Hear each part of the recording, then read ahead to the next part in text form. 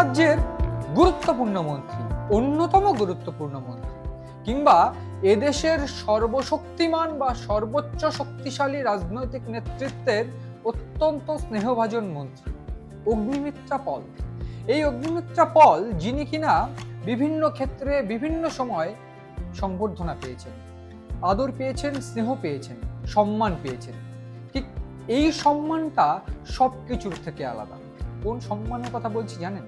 ইতিমধ্যে তিনি সরকারি সফর সেরে আসাম বা গুয়াহাটি থেকে ফিরছিলেন কলকাতা। ঠিক সেই সময় দুইজন বিমান সেবিকা তাকে একটা ছোট্ট চিরকুট দেন এবং সেই চিরকুটে তিনি বেশ কয়েকটা, তাকে রীতিমতো স্নেহ এবং তাকে সম্মান জানিয়ে বেশ কয়েকটা গুরুত্বপূর্ণ কথাও সেখানে লেখা ছিল।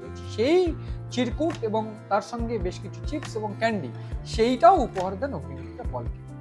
আমরা ইতিমধ্যে দেখছি যে সেই বিষয়টা এবং সেই বিষয়ের কয়েকটি ছবি তিনি নিজের ফেসবুক পেজে পোস্ট করেছেন এবং তিনি নিজের এই যে ছোট্ট অভিজ্ঞতা এবং সেই অভিজ্ঞতা এবং যে সম্মান, সেই সম্মানের কথা তিনি উল্লেখ করেছেন।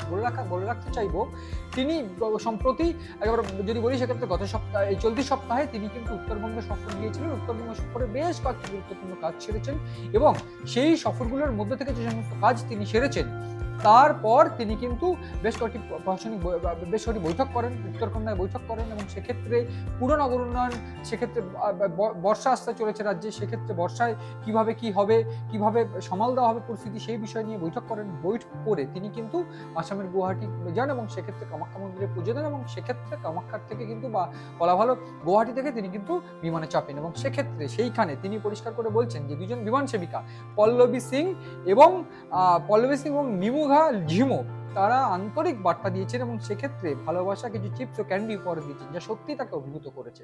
বলে রাখতে চাইবো যে বিজেপির এই নেত্রী অগ্নিমিত্রা পল তিনি দীর্ঘ লড়াই করে আজ তিনি মন্ত্রী, কিন্তু তার পাশাপাশি তিনি যে দীর্ঘ লড়াই, সেই লড়াইয়ে বেশ কিছু সম্মান পেয়েছেন, বেশ কিছু ক্ষেত্রে তিনি বিভিন্ন স্নেহ পেয়েছেন, কিন্তু এই স্নেহ, এই সম্মান যেন অনন্য বা বলা ভালো একেবারে অন্যান্যদের থেকে আলাদা। তার যে কারণ, সেটা এই যে হৃদয়স্পর্শী বা এই যে হৃদয়স্পর্শী মুহূর্ত, সেইটা কিন্তু অন্যান্যদের ক্ষেত্রে হয় না। ঠিক এইভাবেই কিন্তু সাধারণ মানুষের মনে অগ্নিমিত্রা পল জায়গা করে নিচ্ছেন। একদিক থেকে যদি বলি সেক্ষেত্রে অন্যতম মহিলা ক্যাবিনেটে, অন্যতম মহিলা মন্ত্রী হয়ে বা একেবারে ক্যাবিনেট মন্ত্রী হয়ে অন্যতম মহিলা মন্ত্রী হিসেবে তিনি ইতিমধ্যে যে পদক্ষেপগুলো নিয়েছেন, বলা ভালো সেই পদক্ষেপগুলো কিন্তু কার্যত মা দুর্গার মতন তিনি সামলাচ্ছেন বলে মনে করা হচ্ছে। এক্ষেত্রে কখনো কৈখালি পৌঁছে যাচ্ছেন, কখনো নিজের হাতে যে বেআইনি বিল্ডিং, সেই বিল্ডিং ভাঙছেন, বা বলা ভালো নিজে একেবারে দাঁড়িয়ে থেকে সেই বিল্ডিং ভাঙাচ্ছেন, রাজু নস্কর থেকে শুরু করে যে সমস্ত একেবারে দুষ্কৃতীদের অবৈধ বিল্ডিং, সেগুলো ভাঙাচ্ছেন। অন্যদিকে পুর কমিশনারের মাধ্যমে বা একেবারে পুর দপ্তরের মাধ্যমে অভিষেক বন্দ্যোপাধ্যায়ের বাড়ির বেআইনি নির্মাণেও কিন্তু তিনি একেবারে